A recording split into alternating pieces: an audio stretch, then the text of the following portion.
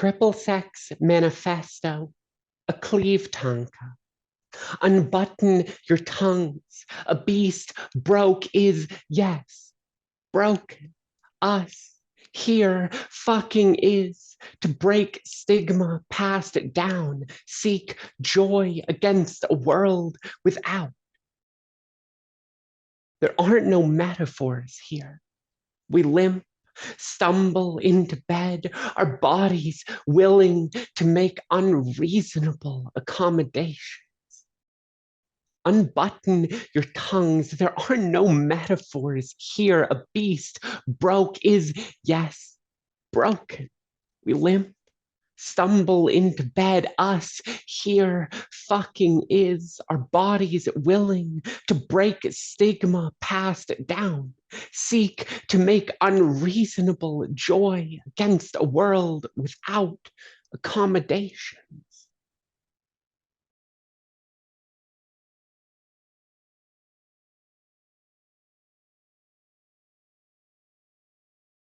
I had long wanted to engage in a poem with the idea of what it means to make reasonable accommodations, because this is a term that so often legally defines our lives and often means we don't actually receive accommodations. At the same time, for quite a while, I've been trying to write a poem with this title, Cripple Sex Manifesto, which I just love. There's a real sense of fun to it. And something I've been thinking about a lot is the way in which disabled people, regardless of the kind of disability we have, are often infantilized and desexualized. And I wanted, in this new project I've been working on, my second book, to really put, the sexuality of disabled people at the forefront. Because I think disabled people are sexy, and that is something that is often erased.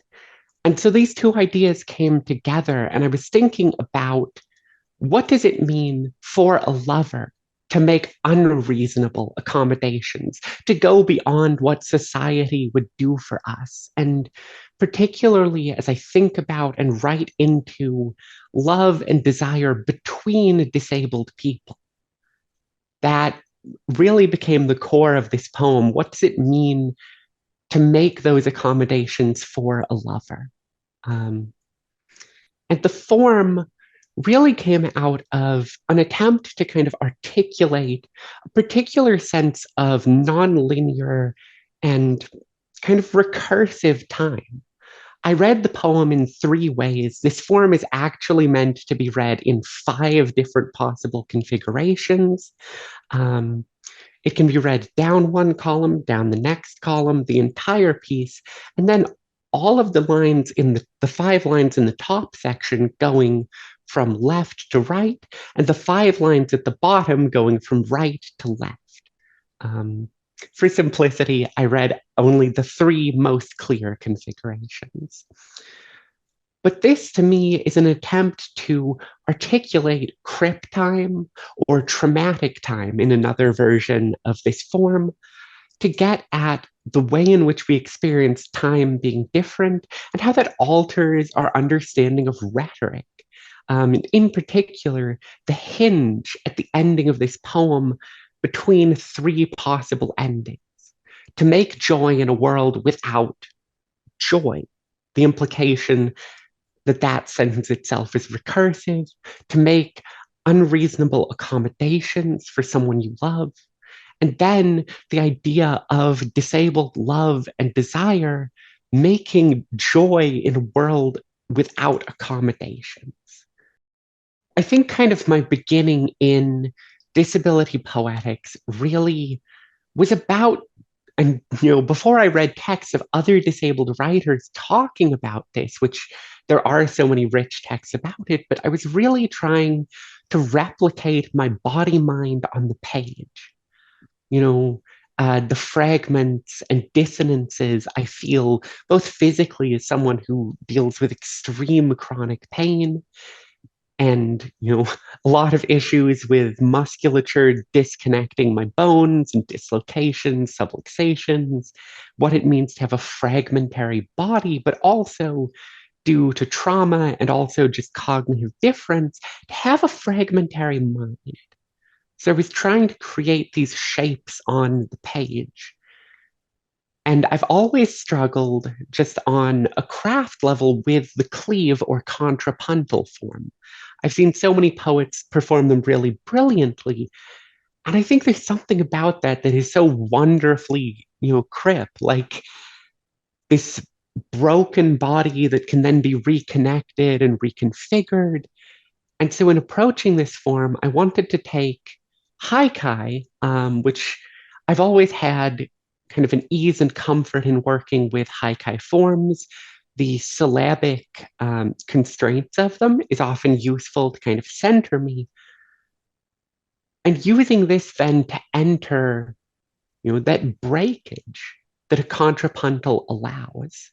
Jim Ferris, really want to bring Jim's name into the room because I think I didn't really know about Jim's work and especially critical work when I was working on my first book until almost the end of the process. And then through a conference on the new poetics of disability, which I attended, I first encountered Jim and Jim's work and then found this essay, which I think since then has inflected my work and has really allowed me to approach with more kind of concision and more clear understanding the ways in which I was fragmenting poems on the page to be a form of embodied representation, particularly somebody who uses a cane and also has a limp, the ways in which Ferris talks about the enjambed line limping down the page has stuck with me and it's very close to my heart.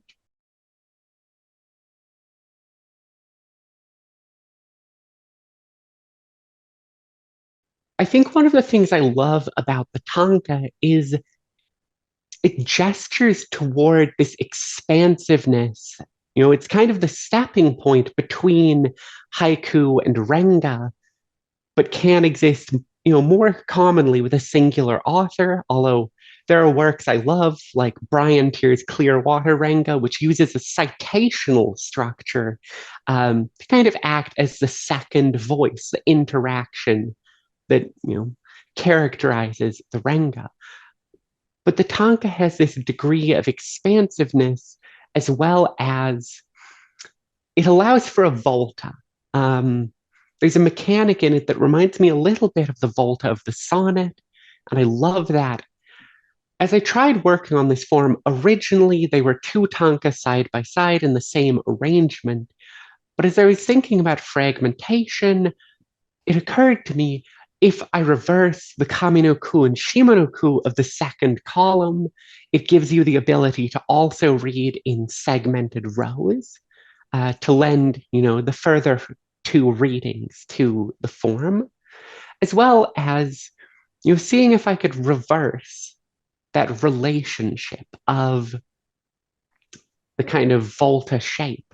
And I think this really enabled me to better make this our bodies willing to make unreasonable accommodations movement.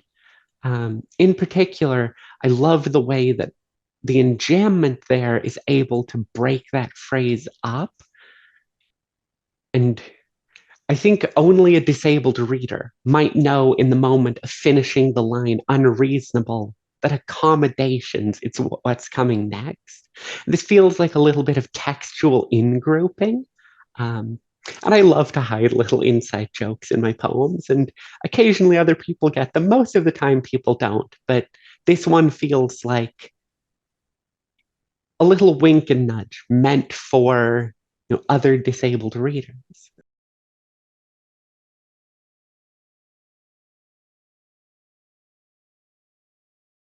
I try to include a little guidance. The term cleave is often used as a synonym for contrapuntal. So that might lead a reader towards, the three configurations I initially read.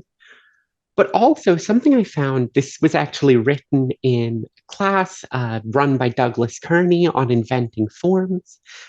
Douglas Kearney's a brilliant poet and beloved mentor.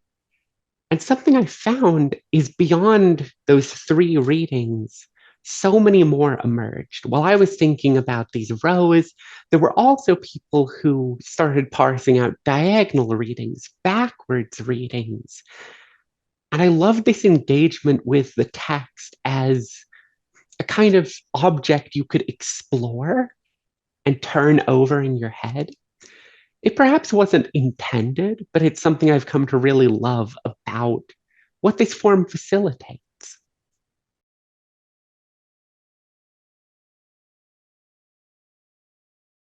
There is a great and long canon, and I often think about the way that it's a canon that doesn't love people like us back, but it's also something I feel great ties to. So when engaging with received form with canonical works, something I often have to do is navigate what does it mean to be working within a canon that, doesn't necessarily build a place for us in it other than, you know, as objects of scorn or pity. It's the way that these poetic engagements with canon, with received form, often also represent the way in which we as disabled people have to interact with legal systems. We find workarounds, we find cheats, we find ways to reconfigure and work within a system that, you know, is for us, but it's not made for us. Um, Yeah. and yeah, it's Yeah. a way in which form very much represents the reality of our lives.